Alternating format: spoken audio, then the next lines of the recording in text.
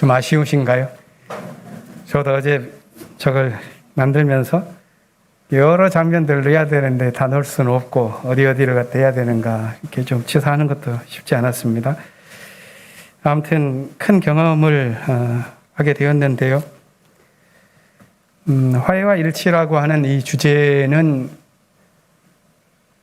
우리 사회가 그렇기 때문에 우리가 그런 도덕적인 행동을 취하는 것이 옳다 하는 그런 합리적인 판단에서 시작된다기보다는 우리 현실은 이렇다 하더라도 예수 그리스도의 사랑에 대한 믿음에 힘입어서 우리가 나아가야 되겠다 하는 다짐을 담고 있는 내용이라고 생각합니다. 이번 WC 총회에서 특별히 예양과 함께 갔죠. 예양의 음악을 중심으로 드린다는 오래평화 기도회 소식이 알려지면서 세계교회에서도 이렇게 다른 프로그램들보다는 훨씬 많은 분들이 참여했고 WCC의 중심 관계자들이 대부분 참여하면서 한반도 평화를 위한 기도를 함께 드렸었던 것도 뜻깊은 일이라고 생각합니다. 그것이 세계교회 총대들이 모여서 한반도 평화에 대한 회의 의사록을 합의하고 또 세계교회가 한반도 평화를 위해서 앞으로도 지속적으로 협력하겠다고 하는 그런 결정을 내리는 데에도 이 기도회가 큰 일조를 했다고 생각합니다. 저는 개인적으로 이 총회에 참석하기 전에 한 두 가지 관심사를 갖고 들여다보고 싶었습니다.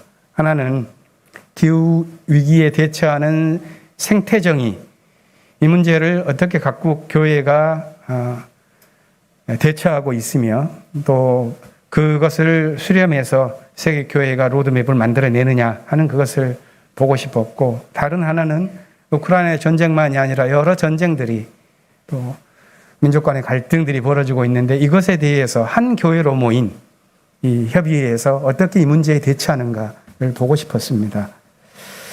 기후위기의 문제는 사실 현대 문명의 질서를 그대로 유지해 나아가고자 하는 그런 것은 아니지요. 아주 오래전부터 지속가능성이라고 하는, 영어로 sustainability라고 하는 이 개념이 많이 대두되었습니다마는 사실 기후위기 앞에서 이 지속가능성이란 말조차도 매우 무색해졌습니다. 이제는 우리가 살아왔었던 삶의 방식의 총칭을 만일 문명이라 한다면 우리가 살아왔었던 이 문명 자체를 변경시키지 않으면 안 된다는 그런 단계에 이르렀습니다. 물론 이 주제가 중요하기 때문에 본대회, 사전대회, 여기에서 많은 프로그램들, 또 토론, 또 행동, 이런 일들이 곳곳에서 있었습니다. 그런데 안타깝게도 실질적인 이 기후위기에 대처할 수 있는 세계교회의 로드맵, 구체적인 로드맵은 아직 이번 대회에 나오지를 못했습니다. 교회가 이 문제에 대한 심각한 사안에 대한 문제의식은 공유를 했지만 아직 공동 목표를 구체적인 방안으로 마련하는 단계에는 이르지 못한 것 같습니다. 물론 생태 문명에 대한 비전을 누가 정해서 우리에게 제시해 주는 것은 결코 아니지요. 각 신앙 공동체가 각자의 자리에서 연구하고 실험하고 만들어가야 할 문제입니다.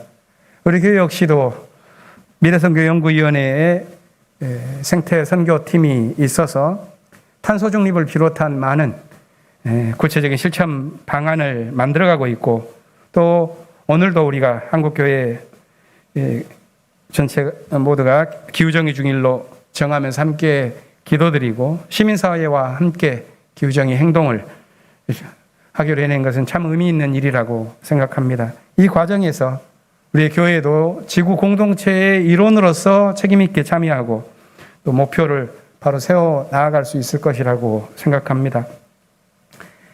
다른 하나는 평화의 문제인데, 세계는 러시아의 우크라이나 침공으로 유럽이 대단한 갈등의 상황에 놓여 있고, 또 아주 오래전부터 이스라엘이 팔레스타인을 점령하면서 거기에서 또 불거진 여러 간의 갈등과 대립, 이 오래된 문제를 안고 있습니다. 이 두 문제에 대해서 각국의 관점이 많이 상반되고 또 우크라이나 전쟁에 대해서 러시아에서 온 정교회 대표들은 반대 발언들도 많이 했다고 들었습니다. 그런데 세계교회는 각국의 관점이 다르다 하더라도 두 개의 성명서를 이 일에 대해서 채택을 해냈습니다. 결국 러시아 대표 역시도 이 정도면 중립적이다, 잘 반영했고 교회의 목소리를 반영했다, 이렇게 말을 했는데, 이 세부적인 것들까지는 합의는 이르지는 못한다 하더라도 교회가 무엇이 문제이고 무엇을 앞으로 더 논의를 해나가야 하는지, 또 우리의 방향은 믿음에 비춰봤을 때 무엇인지, 이런 것들을 성명서에 담아낸 것이죠. 한 성명서가 만들어진다 하더라도 이번을 보니까 모두가 만족스러운 그런 의견 일치를 보지 못하는 것을 봅니다. 오히려 그것까지도 거기에 담겨 있습니다. 하지만 반드시 시급한 그런 문제들에 대해서는 지적을 하죠. 예를 들어서 이스라엘이 팔레스타인에서 분리장벽을 설치한 것에 대해서는 철거해야 한다는 것, 그리고 시리아에 대한 제재를 가하고 있는 것들은 철회해야 한다는 것, 이런 것들은 구체적으로 담긴 듯하고, 우크라이나에서의 전쟁의 이 원칙적인 반대 입장들 뿐만이 아니라 유럽 전체에서 벌어지고 있는 새로운 인종차별주의, 외국인 혐오 범죄, 그리고 이민자들에 대한 규제들, 이런 것들을 언급하면서 그리스도의 교회는 다른 방식으로 대처해 나아갈 것을 다짐한 것을 보았습니다. 영상에서 보셨다시피 한반도 평화 문제에 대한 세계교회 공동행동을 다짐하는 의사록이 채택됐는데, 저는 이제 그것을 보면서 다행이다 하는 생각이 한편엔 들었지만, 또 한편으로 새롭게 다가오는 도전을 좀 느꼈습니다. 그것은 한국 사회가 이제 국가 역량이 커졌고, 그래서 외국에 대해서 도움만을 요청하는 것이 아니라 오히려 세계 평화에 대해서 우리가 져야 할 책임이 크다는 것을 느낀 것입니다. 그 가운데 하나가 이번에 경험했었던 것은 인공지능과 관련되어진 무기 개발의 문제였습니다. 이름하여 킬러 로봇이라고 나오는데요. 이미 WCC에서는 이렇게 킬러 로봇이라고 하는 캠페인 안내 책자가 만들어져서 진행이 되고, 이것이 언론을 통해서 함께 논의되어지는 것에 참여도 했습니다만, 이 AI의 기술과 재래식의 무기를 결합시켜서 자동으로 인공지능에서 사람이 관여하지 않더라도 입력만 시키면은 전쟁 무기가 될 수 있도록 하는 이 무기를 개발하는데 앞장선 7나라 가운데 부끄럽게도 한국이 들어가 있습니다. 저는 그걸 보면서 우리가 외국에 대해서 우리가 소수자로서 약소국으로서의 가졌었던 서름들에 대한 과거의 문제를 호소하는 것 못지않게 오히려 세계 평화를 위해서 우리가 더욱 책임 있는 행동을 해 나가야 할 때가 되었다 하는 생각을 하게 되었습니다. 이 책자는 인공지능의 무기 개발이 아직 완성 단계는 되어지지 않고, 그래서 선제적으로 그런 일이 진행되어서는 안 된다 하는 운동을 펼치기 위해서 이미 2013년부터 활동을 하고 있는데요.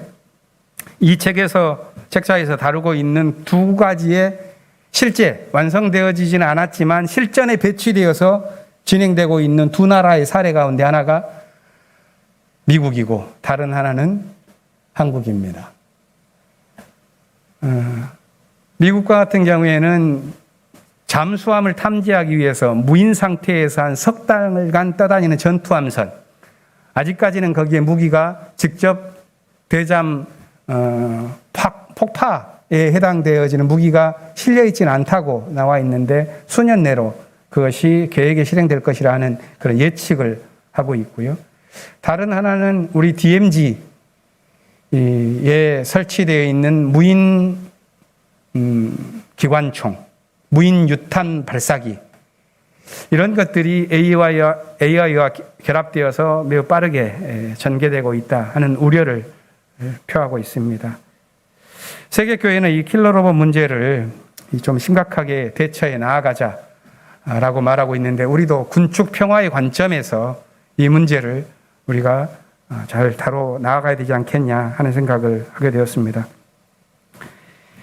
좀 무거운 말씀들만 들었는데 독일 출장 가면서 사실 9일간의 WC 총회 그리고 이어진 한반도 에큐메니컬 포럼 이런 회의도 있었지만 그것과는 달리 개인적으로 덤처럼 얻은 그런 경험들도 있습니다. 두 가지만 말씀드려 보겠습니다. 하나는 칼스웨이 총회 기간에 안 선생님이 이 하이델베르크 대학 다니던 시절에 친구분의 따님이었던 분, 지금은 60대 중반이 되어서 칼스루에서 한 50km 정도 떨어져 있는 곳에서 목회하고 있는 목사님입니다. 니콜라 프리드리라고 하는 목사님인데 이분을 만났습니다. 이분이 왜 만나자고 하셨냐면 그분이 58년생인데 59년도에 유아 세례를 받을 때 안 선생님이 갓파더, 대부가 되셨던 거예요. 그리고 안 선생님이 이제 하이델베르크 가실 때에는 한복도 사다 주시고 그래서 한복 입고 찍었었던 어렸을 때 사진도 보여주시고 또 독일에만 가시는 것이 아니라 이분이 19살 때는 한국으로 초청을 하셨어요. 안 박사님이. 그래서 산업선교 현장에 가가지고 아주 작은 공간에서 5명이 함께 자느라고 매우 힘들었다고 그런 이야기도 하면서 왜 안 선생님이 그런 곳에 자기를 넣었을까를 돌아와서 생각을 해보니 여러 경험들을 반추하면서 자기 인생에서 아주 중요한 경험이었다 하는 그런 말씀을 합니다. 지금은 약 4,400명 정도 되는 그런 교구를 담당하시는 목사님으로 계시는데 이분에게 제가 영상을 좀 부탁드렸어요. 찍었어요, 제가. 10월 셋째 주일 날이 안 선생님 탄생 100주년을 맞으면서 우리 교회에서 기념 강연회도 하고 그 다음날 학술대회도 하고 그럴 텐데요. 적절할 때 교우들에게 그 시간에 보여드리도록 하겠습니다. 다른 하나는 이 모든 회의를 마치고 정반대쪽에 있는 동북부에 있는 라이프치히라고 하는 도시에 이틀간 머물렀습니다. 동독 지역에 속한 이 도시에는 도심 광장을 사이에 두고 양쪽으로 약 900년 정도의 전통을 가진 두 교회가 위치해 있습니다. 제가 떠나기 전에도 말씀을 드렸지만 한 교회는 이 바흐가 27년 동안 성가대장을 하면서 죽기 전까지 이 교회에서 수많은 노래를 작곡해 내었었던 성 토마스 교회이고 다른 하나는 82년도부터 기도운동을 시작을 해서 89년도에는 그것이 대규모로 폭발하면서 독일 통일운동의 상징이 된 니콜라이 교회입니다. 이 두 교회를 방문하고 싶어서 미리 연락을 드려서 토마스 교회의 담임 목사님인 브리타 타디켄 목사님과 연락이 되어서 그분의 초청을 받고 지난 주일에는 그 교회에서 아침 예배를 드렸습니다. 그 교회에는 약 100명으로 구성된 소년 성가대가 합창단이 있습니다. 내한 공연도 했었는데요. 이 합창단이 이제 1, 2, 3부로 나눠가지고 한 30명 정도 참여를 한 예배였는데 약 7곡으로 이루어진 예배를 1시간 반 정도 드리는 게 꽤 황홀했습니다. 마치 서양 교회 음악의 진수를 경험한 듯한 느낌도 들었고 예배에서 유아 세례식도 있어서 그걸 보면서 교회의 단면을 보는 그런 경험들도 했습니다. 오후에는 제가 제일 하고 싶었었던 니콜라이 교회에 쭉 머물러 있었습니다. 그 교회의 역사에 대한 강연도 듣고 또 그 서점에서 그 교회 서점에서 책을 사서 동서독 통일 당시의 교회의 역할에 대한 것 그리고 그 당시의 사회 상황에 대한 교회의 해석 이런 것들을 배우는 시간을 가졌습니다. 저는 이 교회가 독일에서 했었던 그 기도 운동의 처소로서의 역할을 우리가 잘 배워서 앞으로 한반도의 통일을 위하여 우리 교회가 그러한 역할을 어떻게 할 수 있을까 하는 그런 기도를 하고 있는데요. 역사가 휘몰아칠 때에는 교회가 평소에는 작지만 때로는 매우 중요한 역할을 하기도 한다는 것을 이 교회를 통해서 보게 됩니다. 종교의 차이를 넘어서 아니 심지어 종교의 유무를 넘어서 한반도 통일을 위해서 기도하는 그런 공간이 있고 마음 모아서 하늘의 제사를 드리는 곳이 있다면 거기에 우리 교회가 있기를 바라는 그런 마음이 큽니다. 니콜라이 교회에 좋은 어떤 상징물들이 있으면 잔뜩 가져와서 교우들에게 드리면서 불을 지피고 싶었는데 그게 없었어요. 거기에는 왜 그런 걸 잘 안 만들어 두는지요. 교회 샵에 갔더니 그 아주 작은 1유로짜리 배지만 몇 개 있더라고요. 그래서 아무튼 그걸 다 달라고 그래가지고 제가 쓸어서 갖고 왔는데요. 몇 분에게는 제가 드릴 수 있을 것 같습니다. 저에게 달라고 요청하셔도 되고요. 그런 분이 없으면 제가 몇 분에게 드릴 겁니다. 그분들은 앞으로 우리가 이 통일 기도 운동을 할 때 자신의 운명처럼 여기면서 하실 분들이 아마 되시지 않을까 기대하고 있습니다.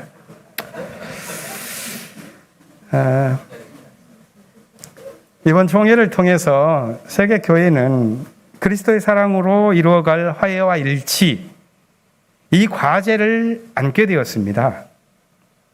화해와 일치는 분열된 세계에 꼭 필요한 주제이고 구체적인 현장에서 실행하려면 매우 어려운 숙제입니다. 이 화해와 일치를 해나가기 위해서는 통큰 생각, 거족적인 행복, 이것도 분명히 필요하겠지만 그리스도인만의 고유한 삶의 방식에 관한 연습이 필요할 것입니다. 총회 기간에 제가 일면으로 그 성경 공부 시간이 있었는데 성경 공부는 강의가 한 40분 정도 진행되고 또한 30분 정도는 옆에 있는 사람들과 조부를 만들어서 간략하게 자기 의견들을 말하는 그런 토론의 시간으로 구성됩니다. 그때 경험했었던 한 에피소드를 소개하면서 WC 총회에서 느낀 점들을 마무리할까 합니다. 저랑 암조에 있었던 분 가운데 한 분이 미국에서 오신 분인데 제자교단이라고 우리 기장교단과도 협력관계에 있는 교단입니다. 매우 개방적인 교단이고 개방적인 교단이라 하면 약자와 소수자 문제에 대해서 열려있는 태도를 갖는다는 말입니다. LGBTQ라고 하는 그런 성소수자 문제 또 민족적으로 BIPOC, 이 Black, Indigenous, People of Color, 이래서 소수민족에 대한 관심사, 이런 것에 아주 깨어있는 교단인데 그렇기 때문에 논쟁도 아주 심각할 때까지 많이 벌어집니다. 이분이 말씀하시는데 이제 화해와 일치라고 하는 그런 과제를 두고 대화를 할 때 자기 교단의 이야기를 이렇게 이야기를 했습니다. 자기 교단이 많은 논쟁을 거치면서도 미국 장로교나 감리교처럼 분열하지 않고 진보성을 유지할 수 있었던 것은 한 가지 불문율이 있기 때문이라는 것입니다. 그것은 성찬식을 거행할 때는 모두 참여하고 거기에서 그리스도의 말씀에 순복하는 자세를 갖는 것이 최우선이라 하는 것을 원칙을 지킨다는 것이죠. 그래서 논쟁이 아무리 격화되더라도 성찬에 참여하고 그 시간에 자기 생각을 내려놓는 것, 그걸 들으면서 야, 참 배울 만하다 하는 생각을 갖게 되었습니다.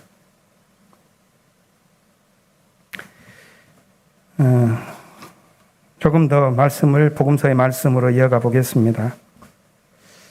복음서의 말씀은 예수께서 드신 비유인데 이 비유는 내용이 참 이상하죠. 이해하기가 쉽지 않습니다. 불의한 청지기의 비유로 알려진 이 이야기는 도덕적인 관점에서 보면 해석 자체가 잘 되질 않는 비유입니다. 이 비유의 의미를 알기 위해서 일단 1차 포인트는 어디에 있냐면 이 비유는 일반 대중들에게, 무리들에게, 오클로스들에게 전한 것이 아니라 제자들에게 주어진 비유라는 것을 알아야 합니다.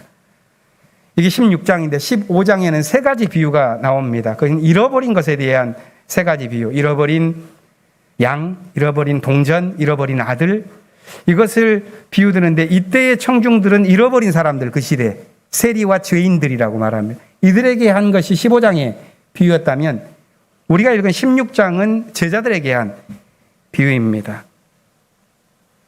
15장에 나온 잃어버린 것들에 대한 것은 약자와 소수자에 대한 잃어버린 자들에 대한 사랑, 돌봄, 이것을 말하고 있기 때문에 매우 윤리적인 공고입니다. 근데 16장 제자들에게 준 것은 윤리를 넘어서 있습니다. 단순 도덕으로 보면 이해가 되지 않는 그런 영적인 믿음에 대한 가르침이어서 이 16장을 이해하기 위해서는 논리적인 이해보다는 직관적인 파악이 중요합니다. 비유의 내용은 요약하면 이렇죠. 어떤 부자가 자기 재산을 낭비하고 있다는 청지기를 불러서 해고 통보를 했습니다. 이 청지기는 일자리를 잃고 앞으로 비참해질 걸 생각하니 난감해서 꾀를 내죠. 그것은 주인의 장부를 조작해서 빚진 사람들에게 환심을 얻고 추후에 그들을 통해서 보상을 받으려고 하는 것이었습니다. 100마를 빚진 사람에게는 50마를 감면해주고 100섬을 빚진 사람에게는 20섬을 감해주면서 자신이 마치 자기 물건인 것처럼 간교하게 행동했습니다. 그런데 문제는 이 사실을 난 주인이 그 부도덕한 조작행위를 가리켜서 매우 슬기롭게 대처했다 이렇게 말하면서 칭찬하고 있다는 것입니다. 우리는 여기서 이 비유가 단순히 도덕을 말하는 것이 아니라는 것을 알게 됩니다.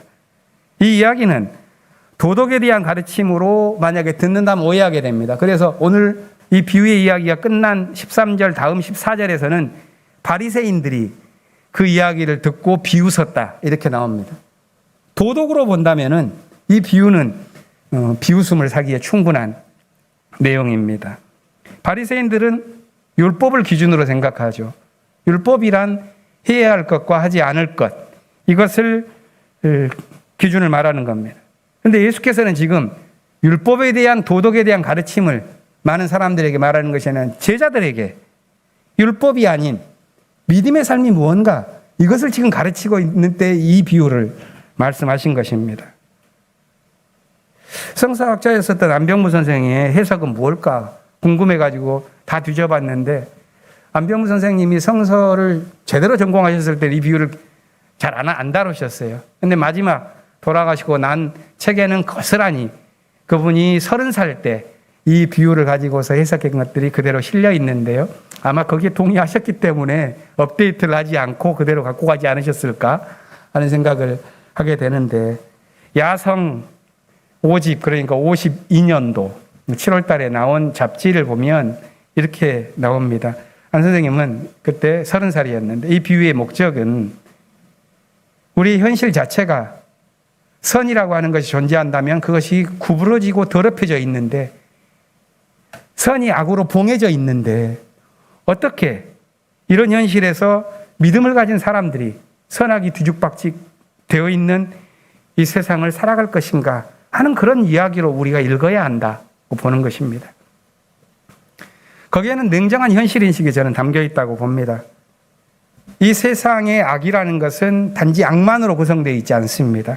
그 악에는 반드시 선의 요소들이 들어가 있습니다. 그렇기 때문에 악은 때로는 매혹적인, 뿌리칠 수 없는 그런 모습을 취하기도 합니다.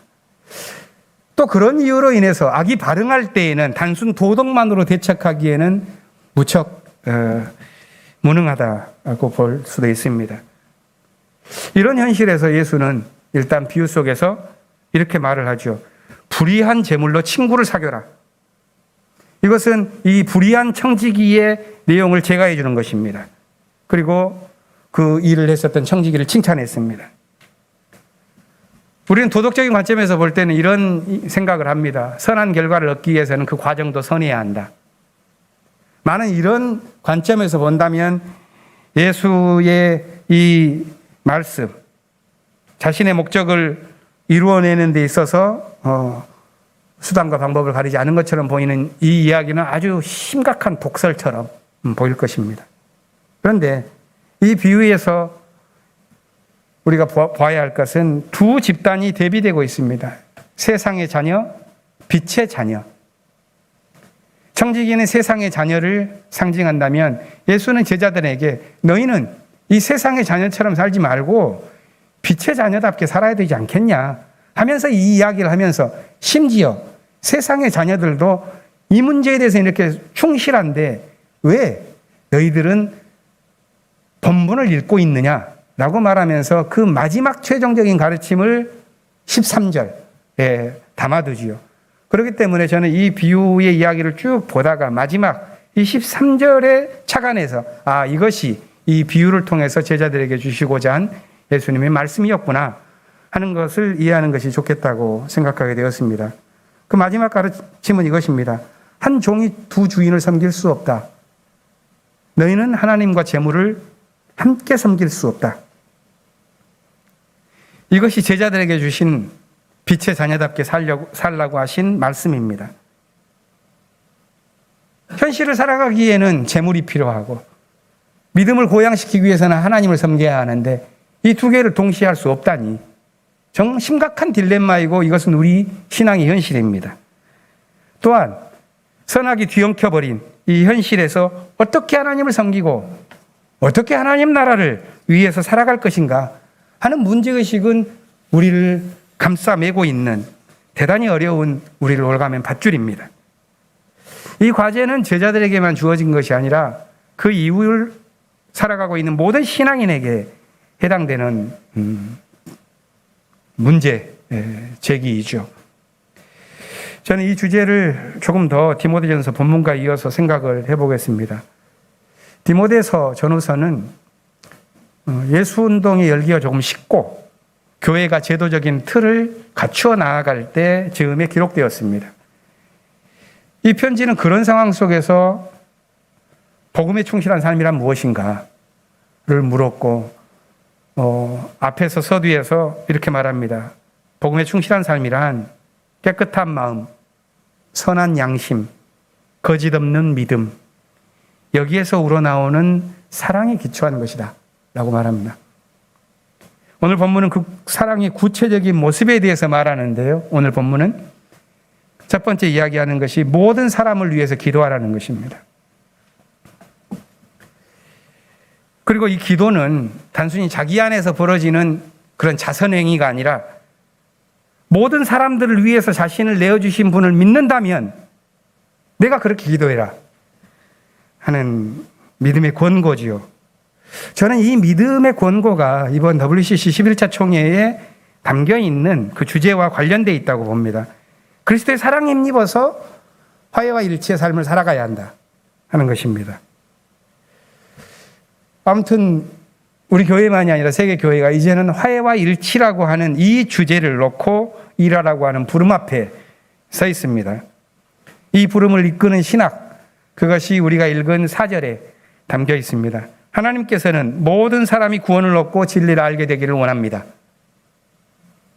하나님께서 모든 사람의 구원을 생각하시고 그들이 모두가 진리를 알게 되기를 원하신다면 우리의 길은 분명합니다. 이 4절에 나오는 신학은 단지 이 세상에서 벌어지고 있는 선악의 갈등 상황 속에서 우리가 취할 수 있는 도덕, 거기에 기초해 있지 않습니다. 그리스도의 사랑에 뿌리 내리고 있습니다. 모든 피조물의 구원을 위해 바쳐진 그리스도의 사랑.